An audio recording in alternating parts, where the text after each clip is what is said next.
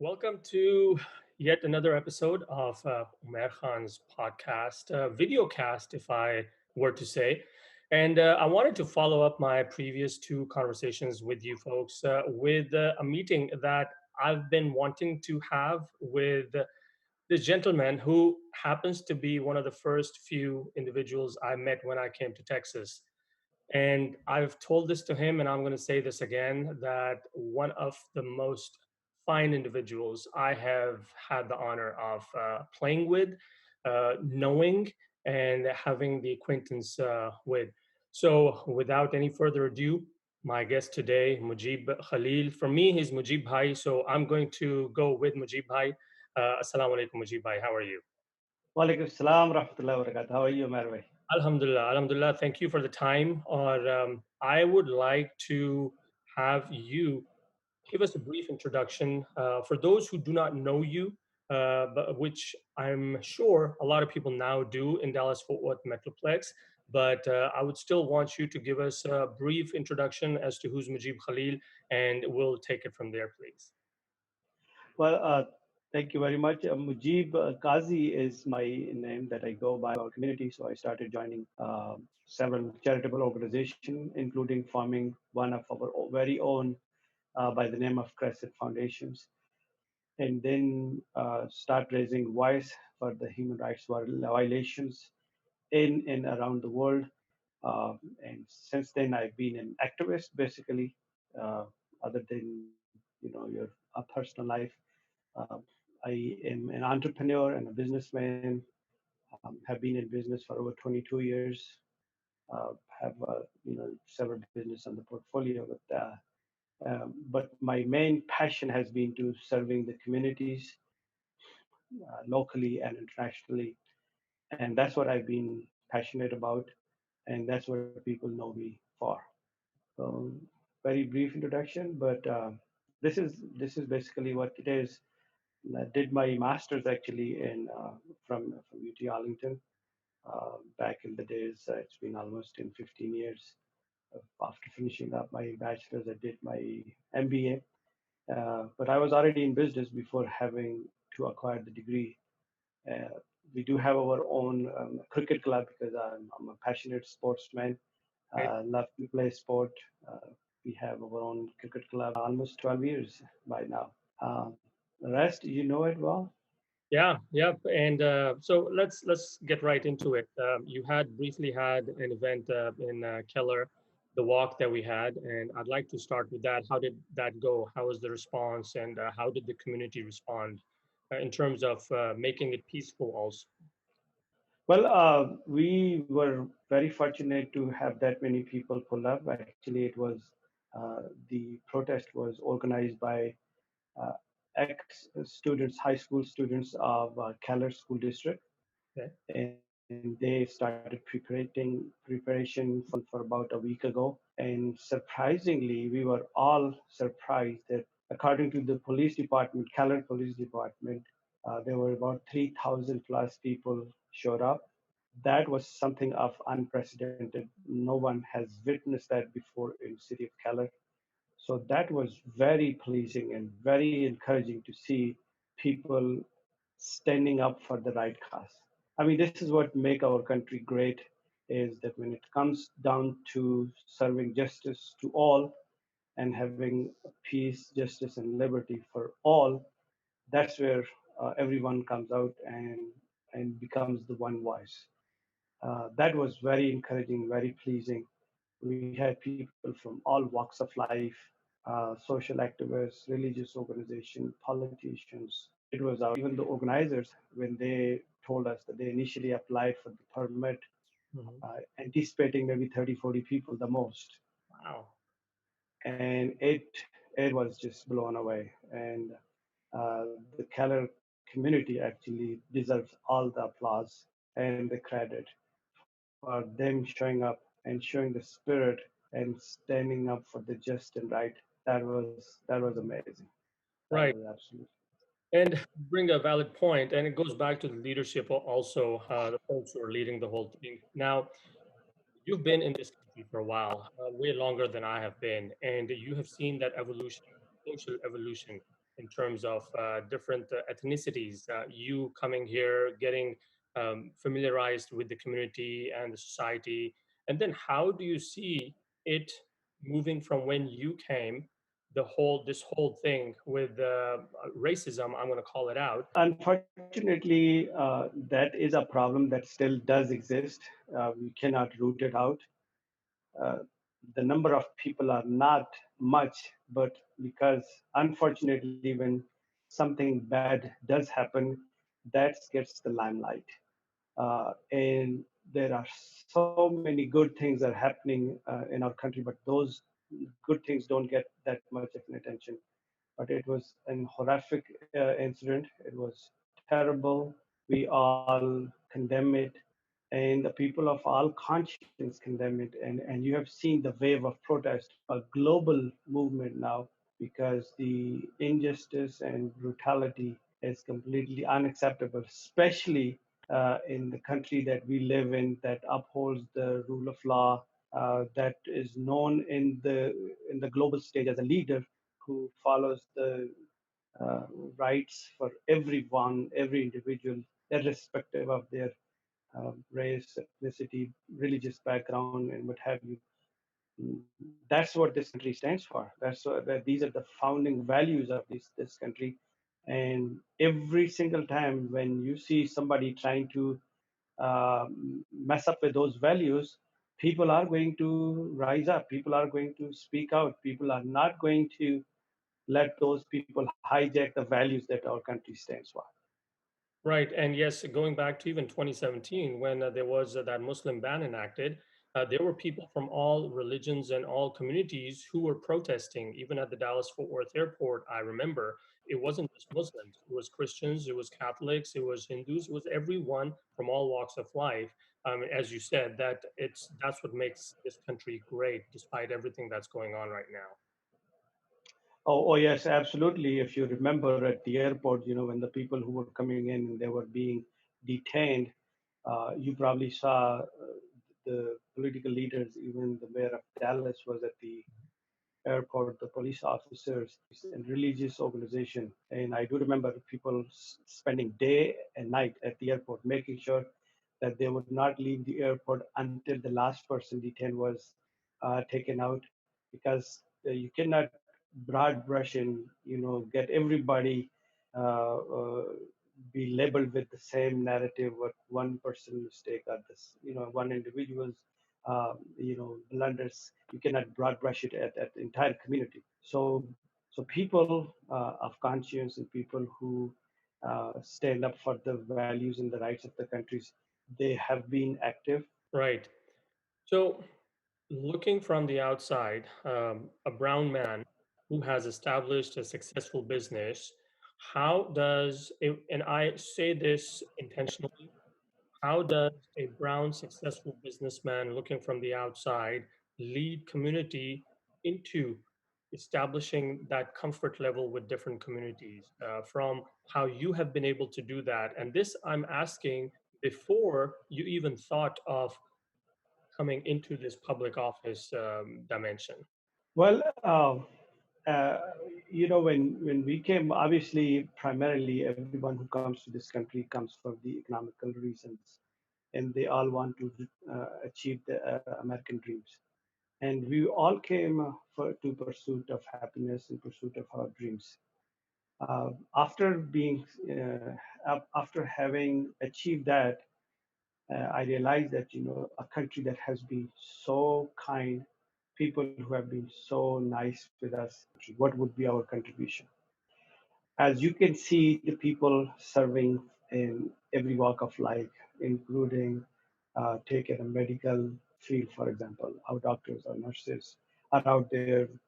They are sacrificing their lives. They are dedicating their times to serve the community.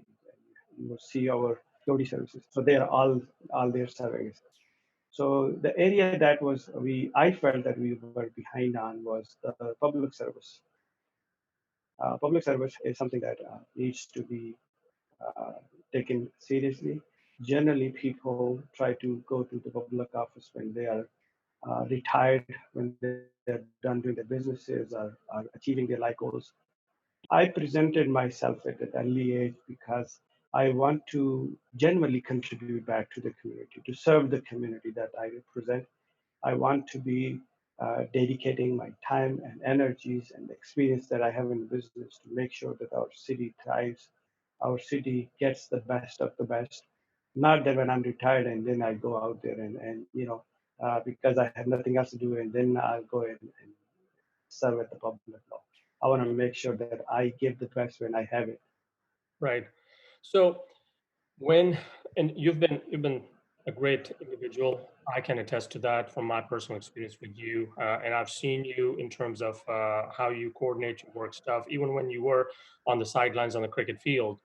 So transitioning from that into public or a public limelight, what kind of transition you had to make, and also the folks who are around you, like your immediate family, friends.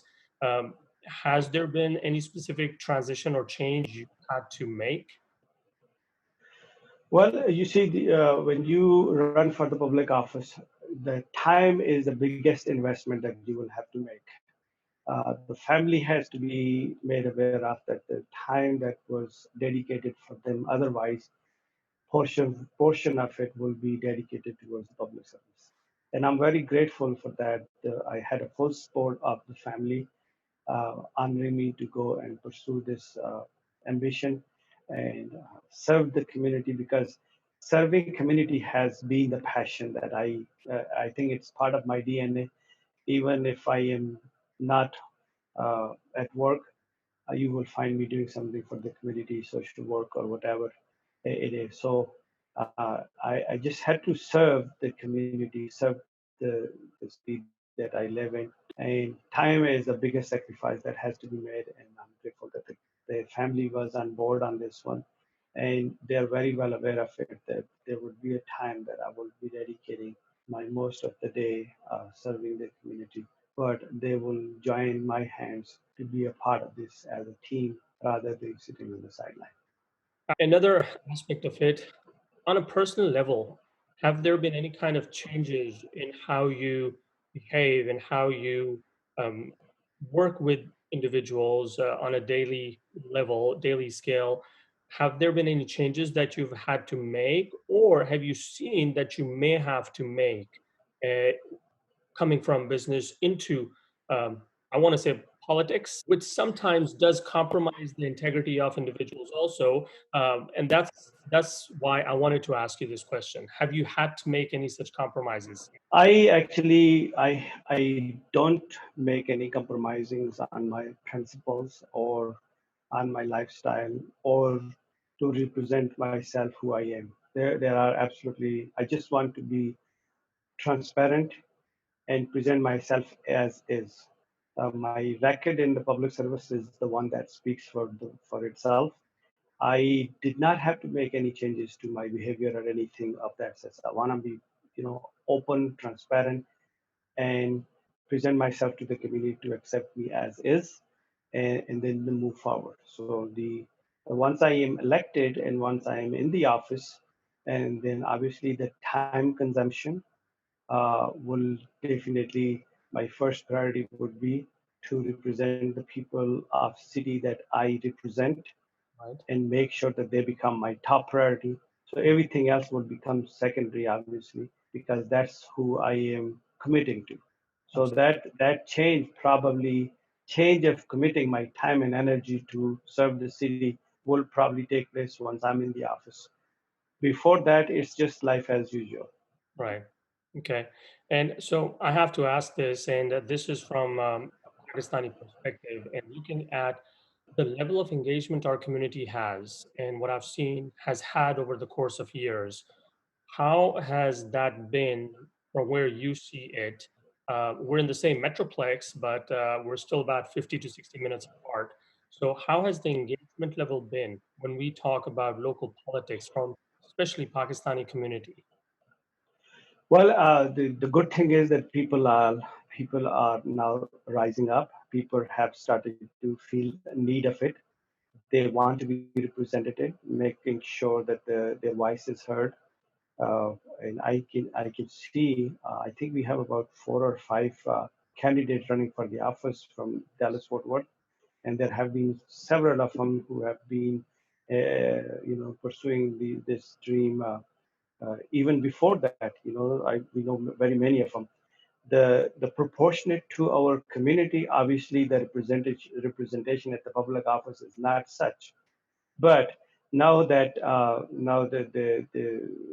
with the help of some of the community members in the Metroplex who are basically encouraging people to step up to this part of the uh, community and society where we can serve better, we can perform better, as we have done in other areas such as businesses, such as medical field, engineering. In every field you see that we have done our contribution, and people have excelled.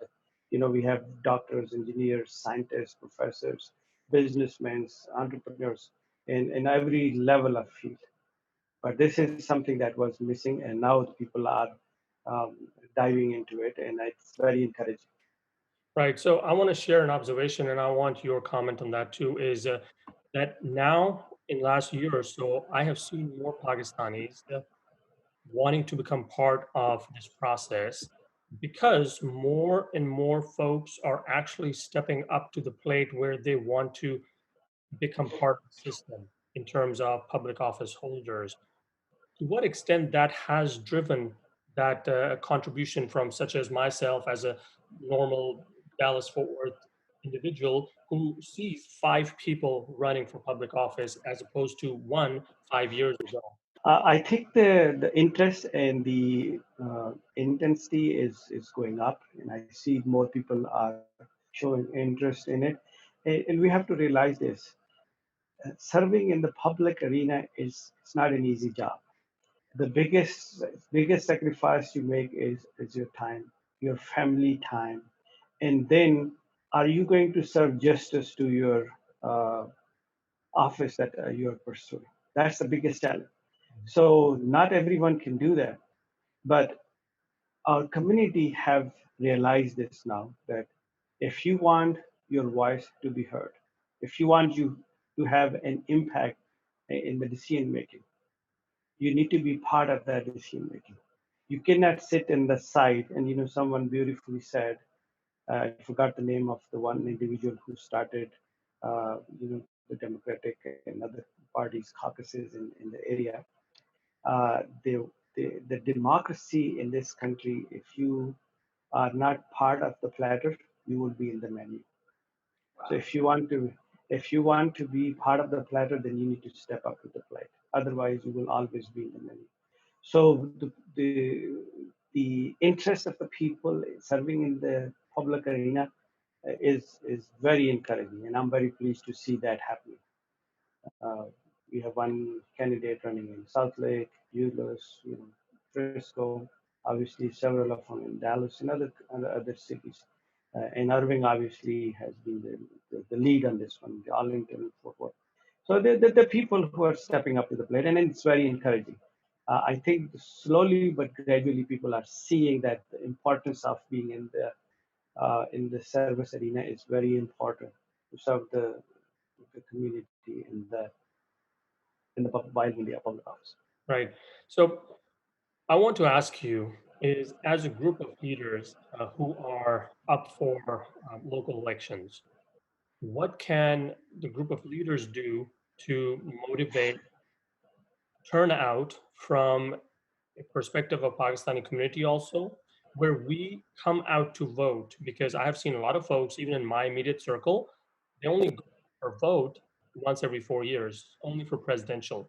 So, what can the leaders who are running do, and what kind of help they need from, say, like I'm interested in you running for office to make sure that we get people to vote come election time? That is a huge challenge, actually. It's not something that that can happen overnight. You can see even in the national election that comes after every 4 years, the turnout is not as big proportionate to the size of population. That is very unfortunate. Mhm. Uh, like I don't know how many people are taking part into the census. I don't know how many people are actually citizen and register to vote. So obviously, we always go out and encourage them to register and vote, and constant reminder. And most of the time, even though you constantly keep reminding them over and over, and still they will come to you after the election is, oh, the voting has already passed. That is an unfortunate situation. We don't pay importance to it. Now the second thing that what you have pointed out is very, very important.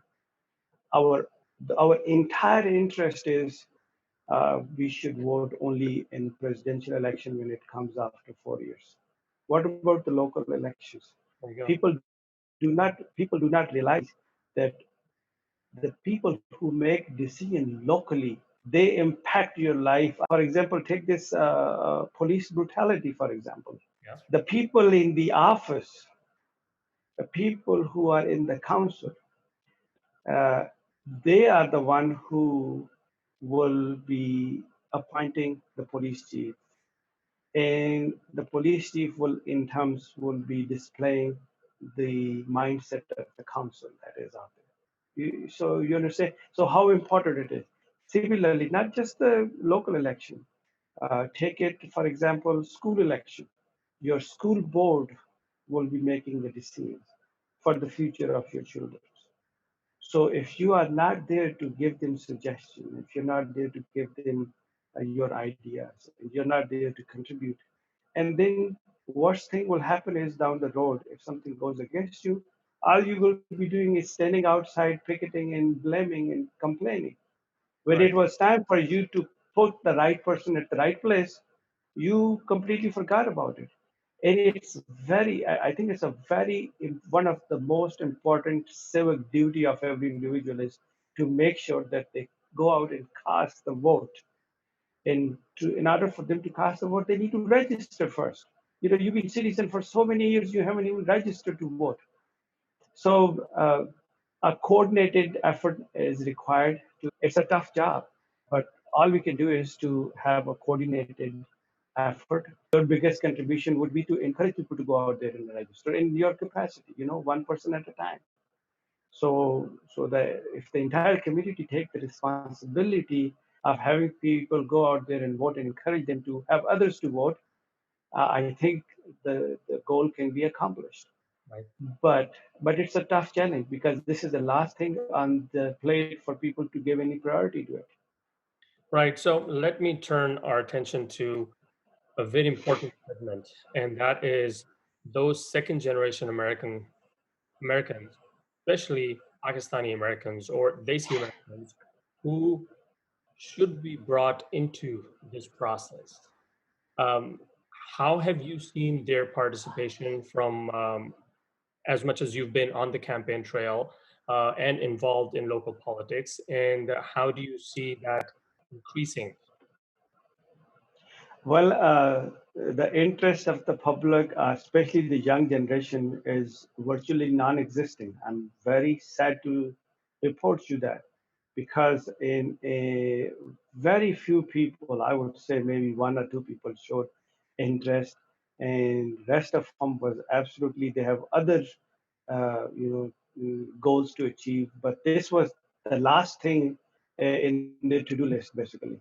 So Mm. this is something that we really need to focus on if we really want to produce leaders in our community who can go out and become the productive member of the society and contribute towards decision making, policy making, and giving suggestions, giving your point of view, uh, helping the community. This is something that needs to be inculcated in the brains and the minds of our younger generation, and it starts from family, starts from home, because you have to go outside of your comfort zone. Because I know when I decided to run for the office, uh, and some good friends of the city, who were in the public office, advised me that it's not going to be an easy ride.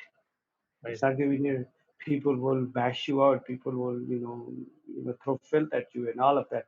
So people have, generally people don't uh, get themselves ready to, put themselves out there in their uncomfortable arena.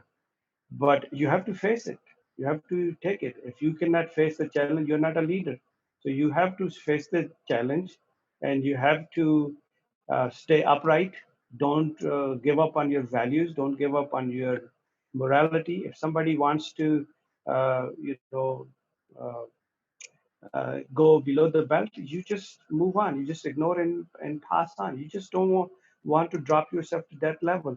You need to, because your mission is something else. Your mission is to serve the community, serve them. And during that service, if there is a hiccup on the way, just overcome it and move on. That's how, and that has to be taught from home. Right. That needs to come from the grassroots so the people can take value to it. Right. So, very rightly said. Let's bring it home. Two things I'd like to ask. One is, as a minority leader, what would you say to our national leadership in terms of, in light of everything that has transpired, as a solution piece, looking from outside, as a brown man, brown successful businessman, someone who is now entering the political arena? That is one. And the last one, to wrap it up, how would you ask the local Pakistani community to get behind not only Pakistani leaders, but anyone they seem to relate to because of the policies and go out to vote? I asked both these questions so I don't forget. So let's take it with the first one. Uh, the biggest need of the time is to bring the nation together, bring them under one flag, united for the United States of America. Mhm, The diversity and the bouquet of flowers of diversity and the people from all different colors is the beauty of United States of America. That's what makes our country great. People of colors are no colors. People of any colors, they have one fundamental constitutional right, and that is justice and the liberty for all. Those are the founding principles of our country. Those need to be respected. I'm pretty sure for the founding fathers thought long and hard into it. So there was a reason for them to, incorporate that part of our constitution that need to be upheld. So the message to the national leadership is to bring the entire nations together, bring them. Call of unity is absolutely important, and that goes down to the local leaders, the state leaders, the religious leaders, the civil and the civic leaders, the social leaders, the leaders who are serving at any level, mhm, and of course the community. We need to bring our communities, all people from all walks of life, together, united. United, our country is strong. United, we progress. United, we can always have a difference of opinion. They're welcome. That part of the fabric of United States of America. So the message to the US is that it's do not talk about division. Always talk about inclusiveness, diversity. Talk about bringing people together. Talk about having the very core and fabric of US upheld. That's what we need to talk about on a national level. So on a local level, regardless what happened and where it happens, we need to stick to our guns and make sure that we play our role positively. It's one individual at a time. mhm, Every one of us need to ask question: what is my contribution towards the country that has given me so much? What is my contribution towards the city that has been so kind and nice to me? What is my contribution towards the school that my children have gone to? What is contribution towards the library that I've been to? What is the contribution towards the police department that protected my children? What is the my contribution towards the fire department that was out there when the fire was broken out and they were out there to put it off? What is the contribution towards the health department that was out there to protect us when I was sick. So all these individuals need to realize that what is my contribution? When we start thinking that, then everything else will come and play its role in its place. So unity and integrity and, and cohesiveness and inclusiveness is the one that we all need to strive for. Right, fantastic. And I could not have said it better.